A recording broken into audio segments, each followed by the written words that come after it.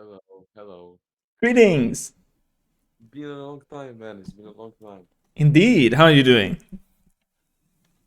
I've been doing great after our last coaching sessions. I low-key feel like I'm a bit smurfing in my bracket, but I still can't get a higher rank because it's hard to carry. hmm It's really dependent on the supports you have in lane and other lanes during the match, which is what has been happening a lot for me. All right, let's see what we got.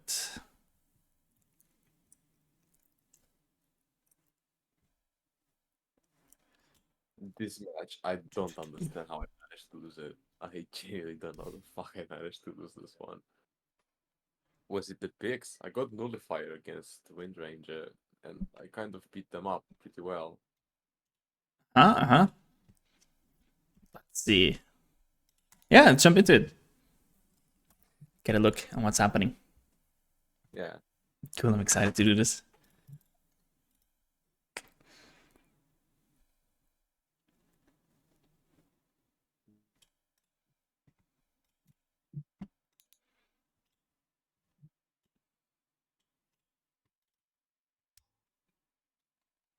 Your ban, make it count. Fine. Leave. See if I care. Well, look who's come crawling back. Is in the bag. Check this real quick. Yeah, nothing too fancy. Sometimes the meta changes radically, but this looks still like a good old Juggernaut. Yeah. God, I I really hope this usually go match by ends up being of any the cosmic old build significance. because I try to build the Aghanim. It helps me carry the matches a lot, usually. More Yeah. Blade Fury. I think Shard is still pretty strong. Let's see what happens here. I mean, you have a lot of heroes where your Aghanim Scepter or like the idea of one-shotting people with your ulti is really difficult. Pugna destroys that. Windrun is really good against Juggernaut. Morphling just subs out, and you have Illusion to counter it, and you have a Dazzle to crave it. So the fights are going to be very, very long and drawn out.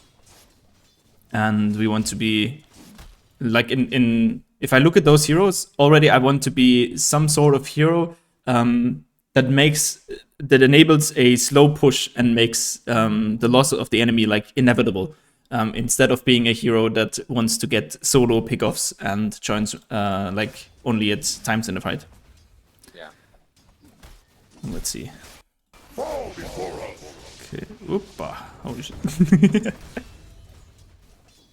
I'm ready to invade them. Ah, no, actually, he got Okay, me. super close.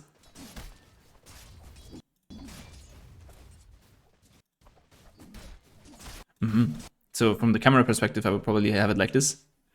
So Yeah. you have all the information. Fall before us. Okay. Yeah, I think in general, what you want to do with Juggernaut especially is you just want to soft commit. So you use the spin the first time just for the harass, and then the second time you can close the kill once people are like half HP. And of course in this lineup with like those heroes, both are actually pretty good against Juggernaut. Because this guy can usually sustain one spin, and Wind Ranger can lock you down later on, and same with this. So we gotta really be careful with the spins. It's a double stun. Uh-huh. Okay.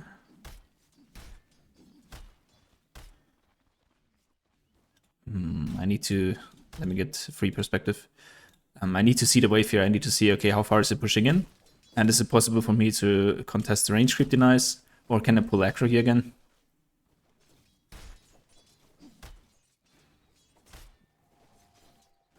I think being here...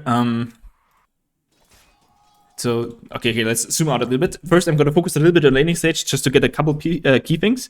And then we're going to skip rather quickly through it and see like key decisions of the game. But let me give a couple of comments here. So if the lane is this far out, being here, the camp is like it's not the worst play, but it's one we want to avoid because there are only like two or three creeps and they give really low gold and XP. And we're sharing the XP with the Crystal Maiden. So in best case, we would be sitting here and manage to pull and get one or two last hits and the solo XP of the wave. I think this would be the better option than to sit here. Yeah. So you can enjoy basically solo XP even if you get denied a lot. As long as you don't die here, you should be fine. And you can aggro something or maybe even contest the range creeps, yes. Dire's middle tower taking Okay. damage. Sweet. Sweet. Instantly aggro. Yeah, yeah. And then I would try to aggro it as far as you to can. the range. Yeah, yeah. to the range. Okay. I try to usually get them on the range creep. Yeah, yeah. So they can kill him. And I realized you've been pushing a lot, so the wave ends up here again. I would try to keep it as stationary as you can and really try to deny more than to push. And then you can try to resettle it here. It's so much easier to get the last hits. And again, you and your carry, you should contest this, you and your support. You should be sitting here, and then you can draw aggro, and what happens is your own lane goes into the enemy tower, and it pushes back. And this enables you to get the next wave here, and if you deny properly, you can reset it here and just balance it. So I think you should still be playing there. Let's see what the alternative is. Yeah, yeah. Every coin helps. You need to be here. So I think you basically lost 2 waves already. Yeah, Um, and I didn't get any XP. And this is Crystal Maiden job. Yeah, but sometimes I think you have to make it by yourself Yeah, it's true. in some matches. Learn from your mistakes. I ignore him. Yeah, yeah. Learn from So if I see something like this, I want to see your play perspective to see. learn. Yeah, yeah. So it's from this perspective, it's really difficult to judge what's happening, because you don't see the HP of Maiden unless you're like you're checking it up there. But what the only thing I'm seeing is that I really want to have this lane. Like I didn't get the waves before, and there are 2 range creeps now, so there's a lot of XP. And I would check if how Crystal Maiden HP is, and now you see it's too low anyway, so there's nothing gonna happen. And if you would have had your camera a little bit earlier, you would see that her stun is already used as well, and she doesn't have Q level, so there's no play that's gonna happen here. And this guy, independent of your help, she's gonna die or live, and you have the option to take range creeps. So you definitely want to do this. I still think we could calculate it. How much gold is this? 250 and 2 range creeps. So it's still a close call, and you lost the 2 range creeps. Worthy foe. And the XP from them. Yeah. Dire's middle tower is being attacked. And again, from the mindset, I see you pushing, but my goal would be to keep the wave here. So what's happening in my mind is that Wind Ranger just died, so I would go on this guy. I would just click him all the time and zone him out of the wave. And then he would be like half HP and the lane would reset. And then it's Dire's better. middle tower taking damage. Yeah. Yeah, just click him. Imagine he would be half HP already, and then this guy just comes and joins, and with the blood grenade he's dead. Might still be dead. Nah, close. Again, I see you pushing. This might be conscious. I don't know your thought that you might just want to push this in and then from another camp. Yeah, that's what I was trying to do basically. Because that's what I keep reading, that everyone just throws the lane out, then they go and farm the creeps, the side camps. Maybe I would do it with level 5, and then you have the Blaze Fury. So if I'm the offlaner, I would be just like, this is amazing, because then I can just hold the wave here and keep him hostage, and then like even last hit the creeps from this side, and still keep it here. And every time Juggernaut tries to approach, we're just gonna pull him away, and then they basically own the lane. So from this perspective, unless they mess it up and put it into their tower or send it back to you, there's really no way they can lose the lane. Yeah, because I'll it's far take out that. in their tower. And I don't think you have the resources yet to play it in the sense of, okay, I'm just clearing like really efficiently 1 or 2 camps and then rejoining back to the lane and pushing it in. As you see, another situation is really weird. You managed to aggro, but this is a mistake from them. Okay, we just don't see them right now. This is annoying. But if I would be Wind Ranger or something, I would immediately, once you step here, I would stop you and like completely zone you even out of XP range. Our blade is swifter. Pushing here is fine because it's like the lane is there already. We don't really need it, and we can just send it in the tower. Then we can do something with it. Okay, I'll probably farm this because you have full mana and you have a maiden. Coming through. Feel a thing. We've lost Dire's courier, but we'll never forget the many people whose Lordy, lives what it you brought to deliver? ruin. I noticed I should have farmed that This'll camp, come but in no, I handy. didn't. Let us not forget the mistakes Dire's courier made in allowing evil All right. into its heart. So to summarize the laning stage, try to balance the lane here as much as you can. That means to deny, and if the lane is out there, you always try to aggro and re-aggro multiple times until you can reset it here. And then you only deny instead of pushing, and you only start pushing once you're able to like farm both camps and then get back to the lane in time. This might be like level 6 or level 7, because then you have a spin on high enough level. And then the next thing is only use the spin. The first spin is to prepare the kill, and the second one is to execute it.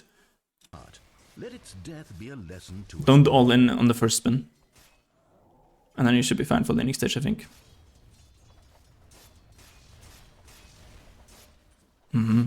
Yeah, there I missed like 3 CS. Yeah, and it's a pushing mentality to get it out as fast as you can.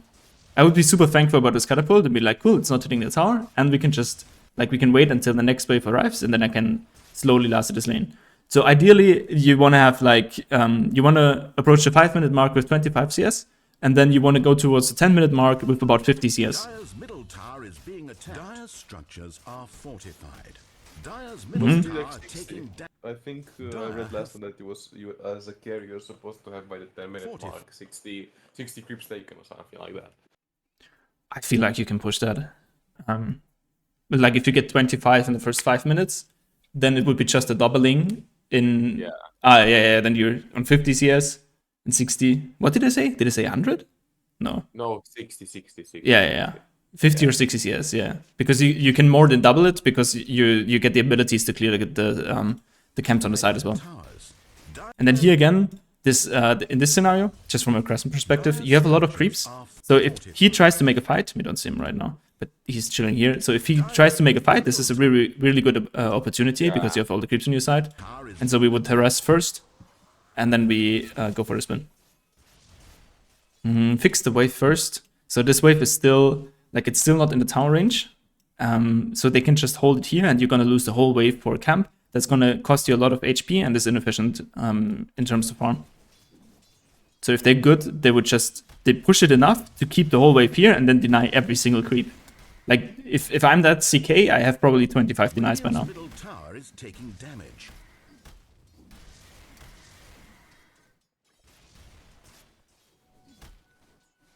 Yeah, he should, instead of pushing, he should deny every single wave.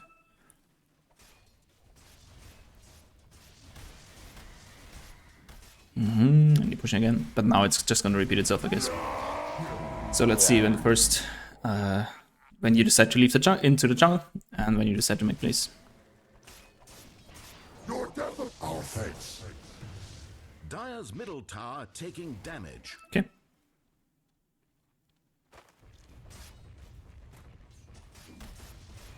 Oh, I think here I get bullied completely out of lane if I don't recall, if I recall correctly. At this point, I kind of get completely pushed out. Look at that. You're still highest CS in the whole fucking game. That's so amazing to me. Imagine you almost you could have so much more lasted here. But this is a great sign. So relatively to your teammates and enemies, you're still doing really, really well in lane. And I think, to summarize it again, if you just keep it in front of your tower and then prep the aggression, like use the first spin to set the aggression to prepare him, and then the second one to execute the kill, then you should be pretty fine. Yeah, you should die right here. Like in my game, I would probably die. You could argue, okay, we've been just showing, but I think you should still die. Yeah, I think here I did see that wind ranger was made or something like that, because I started paying attention more to the map as well. Yeah. Radiant's top tower is under siege. Now this playstyle really fits. Like now you can push every single wave, and you can take the camps in between. You have the face boots, so you have the speed to do it, and you have the damage to do it, and you have the armor to sustain it. And now this playstyle is really right. Maybe you can, in general, you can just remind yourself, okay, minute 10, I can start doing that shit. And now, for example, I would go back to the lane immediately, push it out as fast as you can, and then reset it. Yeah. Yep. Would you play, for example, Ancient Apparition mid, or is that like a kind of a bad pick? I'm actually curious about this. Is it like It's definitely not a meta pick. I could make it work, but yeah, I can't recommend it. Oh, in the other match I told you about with the drunk people. I was actually laughing because initially I was gonna make you watch that one because our mid laner was a drunken invoker and he bought Rodovatos.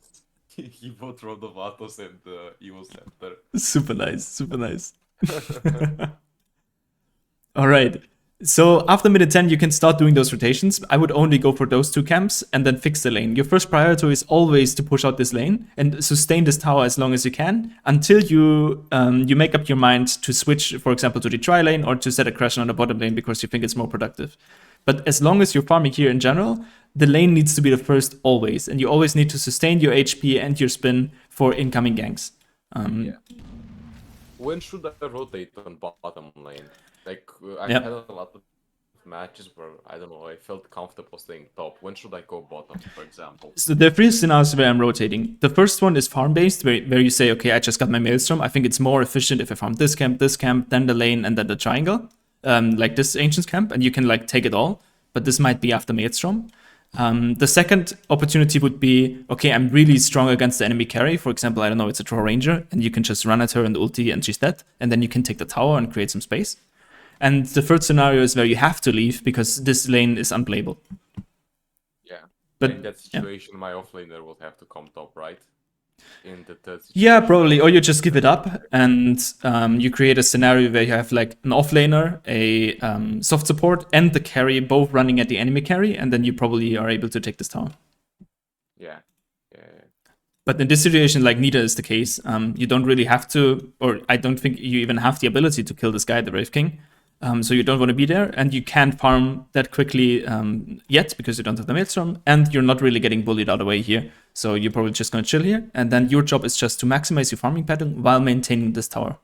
And actually, to push it even further, like in best case, you constantly press the wave against this. This forces two enemy heroes to show in this tower. And you always want to attract as much attention as you possibly can in the game to relieve stress from your teammates. Yeah. Even as a carry. But wouldn't that make it hard for me to farm, for example, since I have a lot of enemies in my lane and shit like that, like there's 4 people committing to kill me? I think if you play that aggressive that 4 people show, it's perfect because you just TP bottom and you take the enemy tower and you still free farm. But if you're the one creating the force, your TP is always like one ahead. Because if they TP to the lane to react to your pressure, then you just leave and they're all stuck together. But the worst case is you TPing somewhere, like you TP bottom, and then there are 4 people here already and they just kill you. That would be the worst case. So always try to create as much fire as possible, so the enemies have to they have to think, okay, the top is burning, mid lane is burning, and bottom is burning. I have to do something, but I can't address everything. And you always want to put really, really a lot of pressure on them. I would get out, yeah. Like as soon as you have to use the spin defensively, in general, it's too difficult to use it as an aggressive tool as well. In my mind, it's really binary in most cases.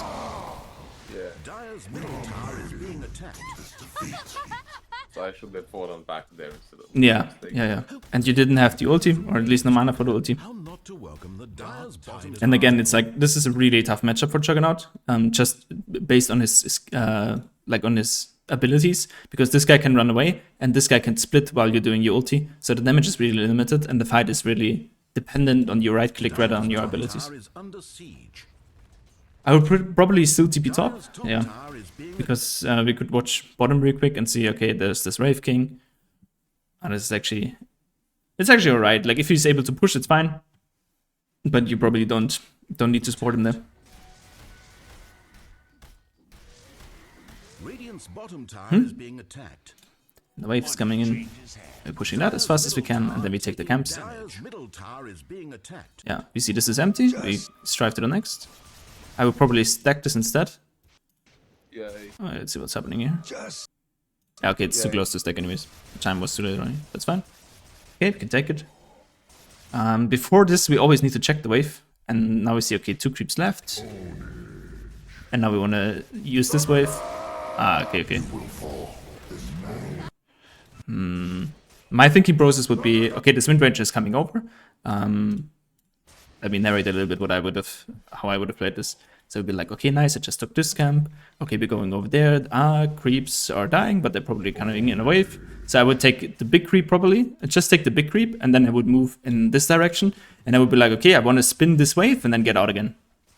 Now I see Wind Rangers coming over. Arrow, that's life. And I would retreat instantly. And save the spin for this. And just spin it and get out as quick as you can. Take the next camps, take this camps, and then repeat. Yeah.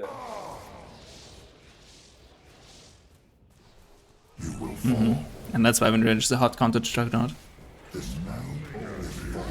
Yeah.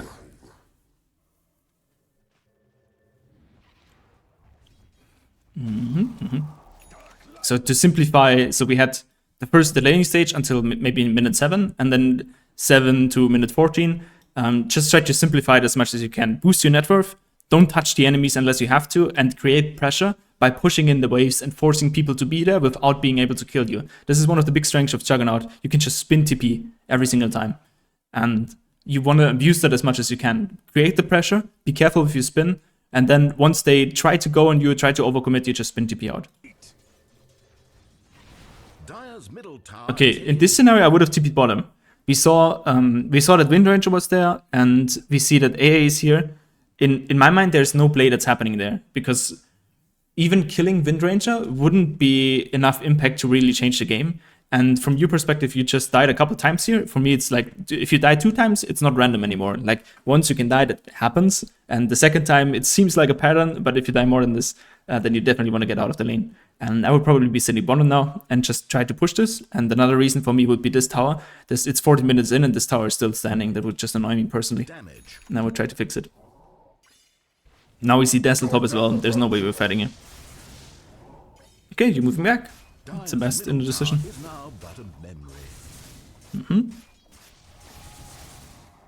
Cool. I like it. And then we're just moving back. But as you see, this is a backwards movement towards your base. And this is like the least impact you can have on the map. Of course, it's boosting your net worth. But imagine you do the same thing here, but in this direction, towards the enemy. That would be like the same net worth impact. And all of the pressure would be suddenly on them. They couldn't play mid. This CK would feel pressured and the Morphling's farm would be taken away. Okay, now Morphling is here as well. Maybe push this and then TP towards bottom. Yeah, spin TP. Okay. I would instantly TP out. It would be like, okay, we saw people there. I made them react. They're fighting mid lane. I don't want to fight a join right now. Join a fight right now. Or this is the decision you could make. Do you want to fight mid lane join or not? Do you want to fight mid lane join? That's not English. Do you want to join a mid lane fight or not? And if you do, you can. And if you don't, you just want to free farm and push an objective at the same time. And this bottom tower, I'm a big what do you say, defender of taking enemy safe lane towers. I think it's really important. Yeah. Cool, Morph just died. That would be another reason for me to show bottom. And Dazzle is top, another reason to show bottom. And top just fell, another reason. Okay, now we see Morph bottom, the window is closed. And we want to be putting pressure somewhere on the map again. I would always try to think, okay, where can I push in the wave? Just as a rule of thumb, the team that pushes enemy waves in harder usually wins the game. Yeah. Because they have more control over the map and more vision. Yeah, they have to react to pressure, and they can't do whatever they want because they have to react. And usually reacting is always the second best choice. And you can choose where you want to be, where you want to play. You can force them to react and then have a TP still ready to play wherever you want. So here again, I would be checking bottom, seeing 1, 2, 3, 4 people. This means this tower needs to fall. Or maybe even I'm running mid lane and pushing this tower. But something needs to happen. Or you join. Like these are the 2 things the carry needs to do. Either you join a team fight or you create pressure on the map.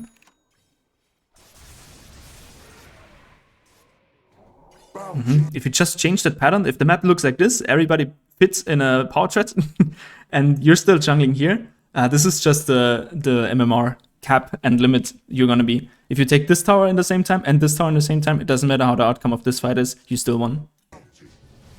And your net worth is pretty much the same.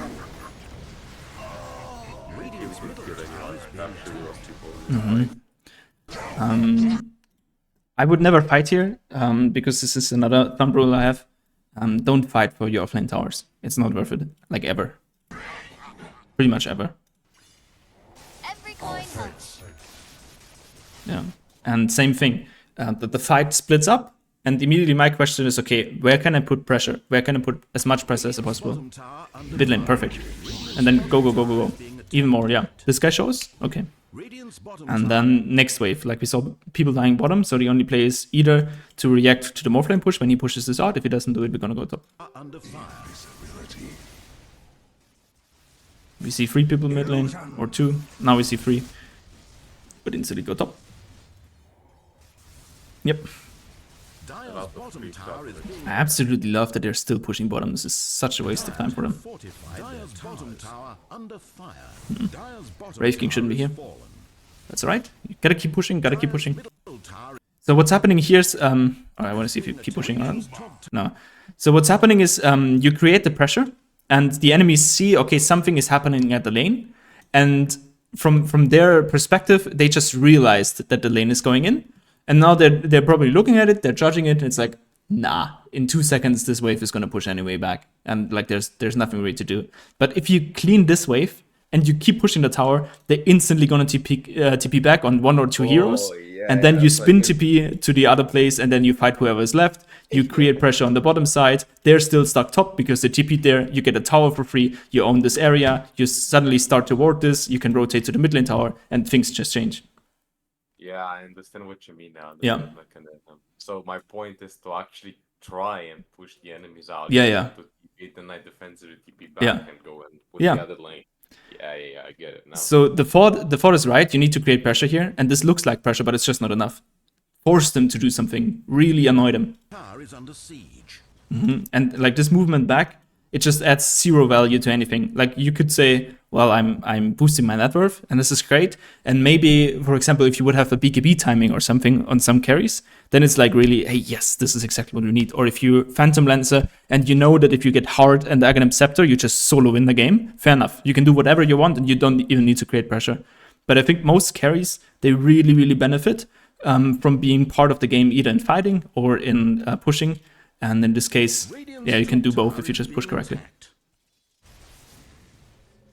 Okay, and now we TP bottom. Yeah. So we basically TP'd bottom. I don't know how many people you fought. I didn't. This'll come in Busy handy. watching and talking. Yeah. So I did think we- there's the guess I think. yeah, it's a rebuild bug. It's annoying. It goes into the same thing. Like we're basically, instead of pressuring the buildings and boosting our own network and forcing them to react, we just react into a fight for basically our offlane tower or the triangle, which is completely useless anyways, and fight into 5 people that are currently over twice our kills in the lead. So we really don't want to do that. It could be perfectly possible if you force, like if you push this, as we said, and then Wind Ranger shows, and maybe a Dazzle shows, and then the fight is super easy.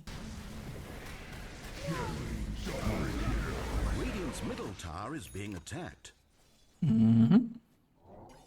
Oh, Radiant's yeah. middle tower Yeah, you should be walking, actually. I think even if you had a TP, I would probably still walk, because it enables you to play, as we said, taking damage. with Spin TP. It's the strongest tool on Juggernaut. Same thing, you're probably gonna move back, yeah. And instead you wanna push. Even if Pugna shows, you can trade, like, you can go to Pugna, force her to use ulti, and just be fancy and look irritable, and then you use Spin TP and to get out once people react. Yeah. Bounty. Okay, so instantly we saw Pugna and we saw Wind Ranger. That means they cannot be somewhere else, and we want to use this and create pressure. Yeah, I like it. Gonna take the rune probably. Yeah, and with this, I would be pushing mid lane. I would be pushing mid lane right now. It's like there's no way you die. With your haste and with the Spin TP, there's no way you die. Tower is And we're fighting here for a really random tower, and we don't have our supports here at the place. So again, we're fighting in a disadvantage, and this might work, but it's really, really unlikely. Because again, there are the 2 heroes, or actually the 3 heroes we really don't want to play against. Pugna and Chaos Knight and Wind Ranger. None of them die to us. being attacked. Unless they fuck up. Let's see what happens. This is, I think, the best way it could have ended. And now still the question arises, what are you going to do?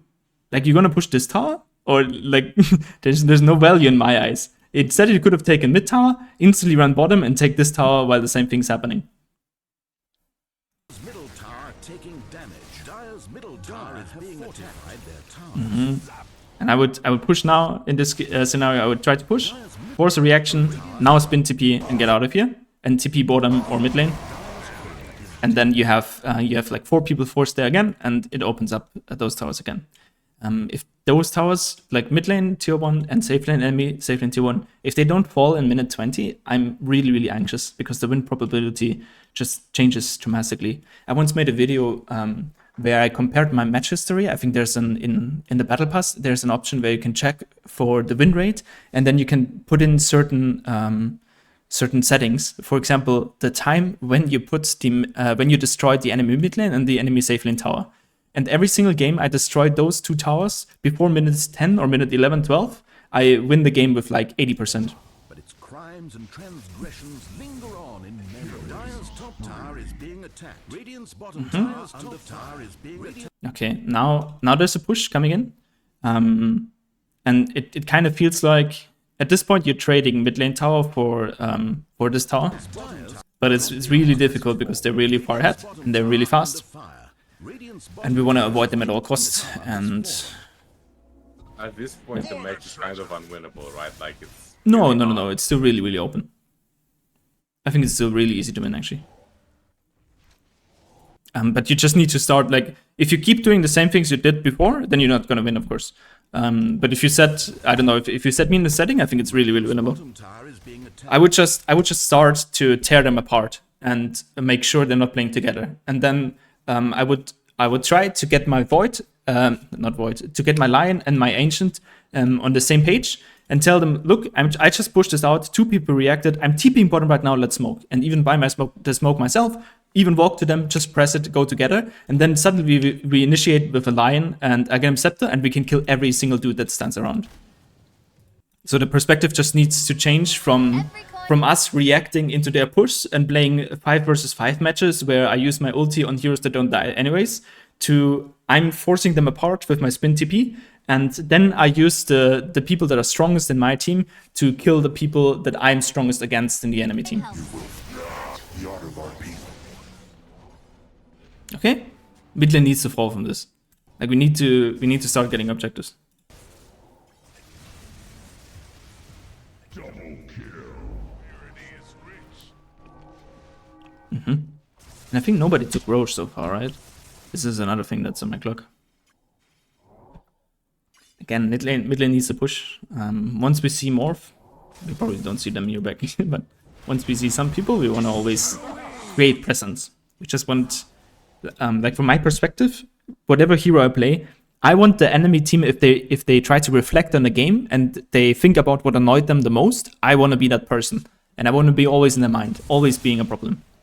Radiant's bottom tower under fire. Radiant's bottom tower is being attacked. Just like Dire's top tower is under Radiant's bottom tower under Dire's top tower is being attacked. Dire's top tower is Dire's Yeah, it's probably good. God, I think this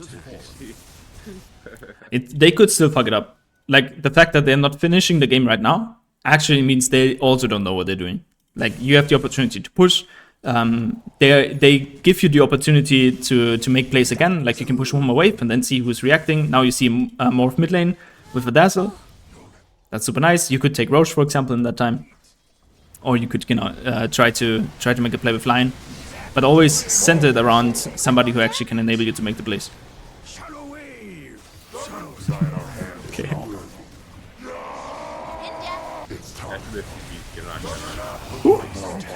They actually live. Yeah, and this is what's funny. What's always happening in those games is there's so many ways to come back.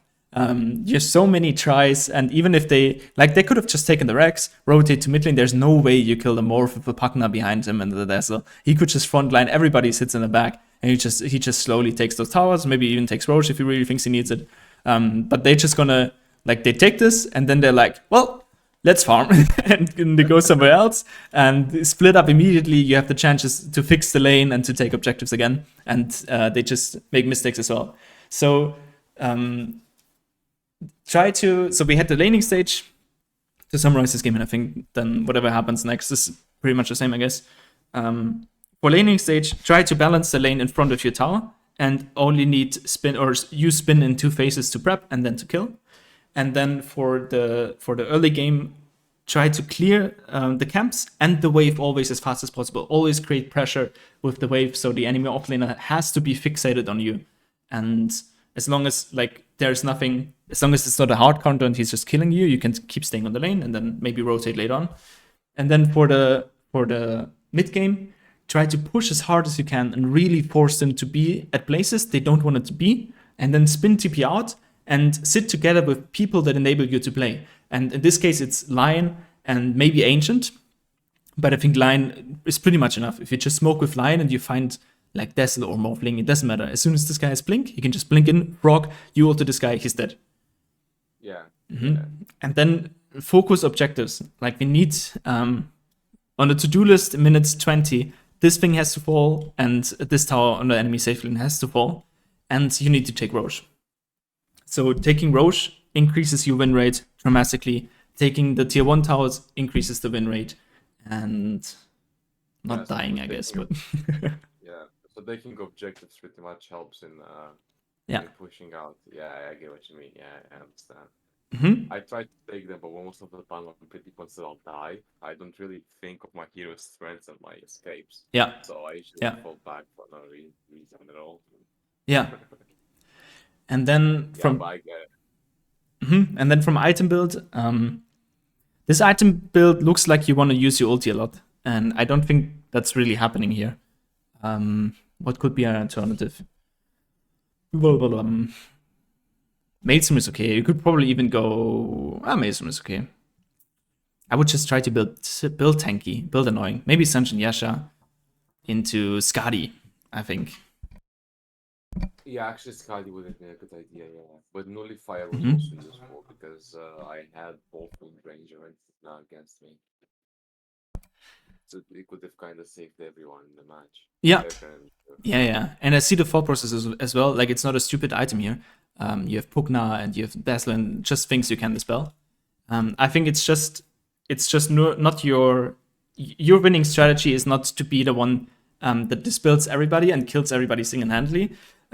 Your job is to split them apart and then get to a point where it's like impossible for them to kill you if you just siege high ground.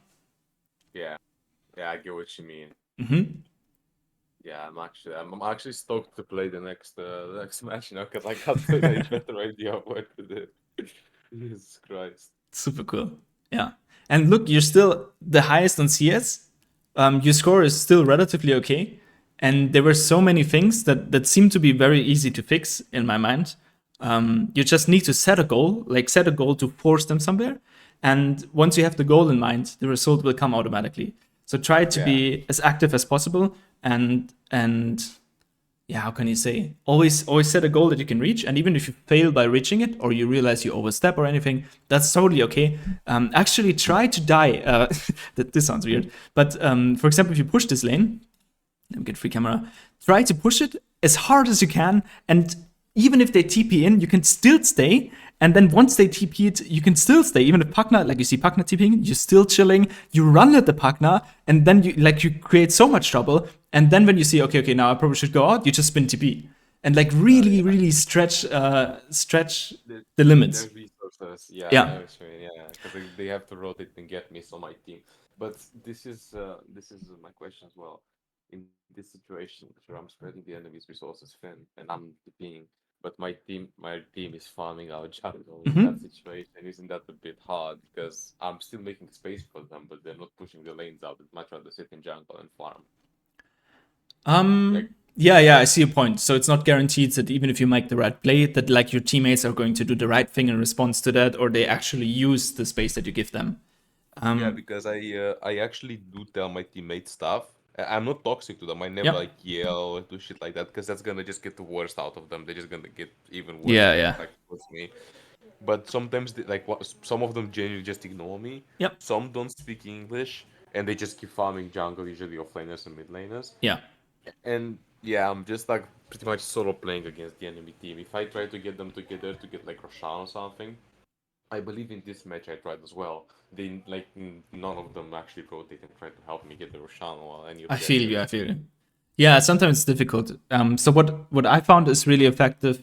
I would still make the right plays and still force the rotations like this, just to give yourself the opportunity to make plays with the team. And if they don't want to do it afterwards, it's fine. You still force a reaction, and you still have space on the map. And also, it just takes a couple extra seconds. Like you're pushing this tower, which you want to do anyways. Pugna TP's in, and you just stay 3 seconds longer than you thought, and then you go out.